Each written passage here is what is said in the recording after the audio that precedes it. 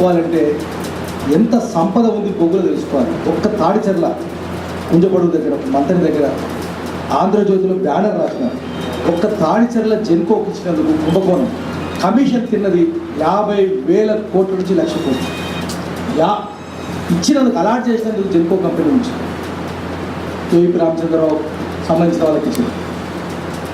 Coal India prime minister స్వయంగా coal blocks అడ్డగోలు allot చేసి తక్కువ రేటుకి అలాట్ చేయడం వల్ల ప్రభుత్వం నష్టపోయిందని ప్రైమ్ మినిస్టర్ తినడా ఎవరు తిన్నారో తెలియదు.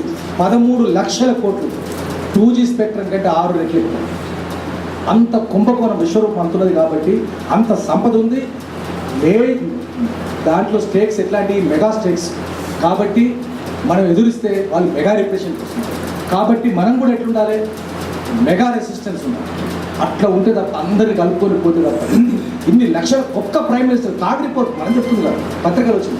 కాగ్ రిపోర్టు ప్రైమ్ మినిస్టరే స్వయంగా 13 లక్షల కోట్ల రూపాయలు తిని ఉంటాడని చెప్పి ఎవరు తిన్నారో ప్రైమ్ మినిస్టర్ అలాట్ చేసి ఇలా కోల్ బ్లాక్స్.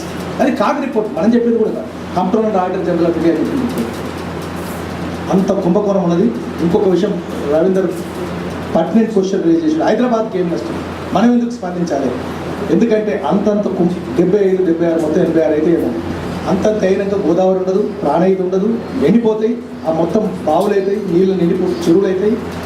అది అంతంత లోతు ఎవరి చెరువులు భూమి మీద ఇప్పటిదాకా లేవు. అంతంత లోతు చెరువు 800 మీటర్లు 1200 మీటర్లలో చెరువులు లేవు. మనుషులు ఎవరు చేయలేదు, మనుషులు చేస్తున్నారు.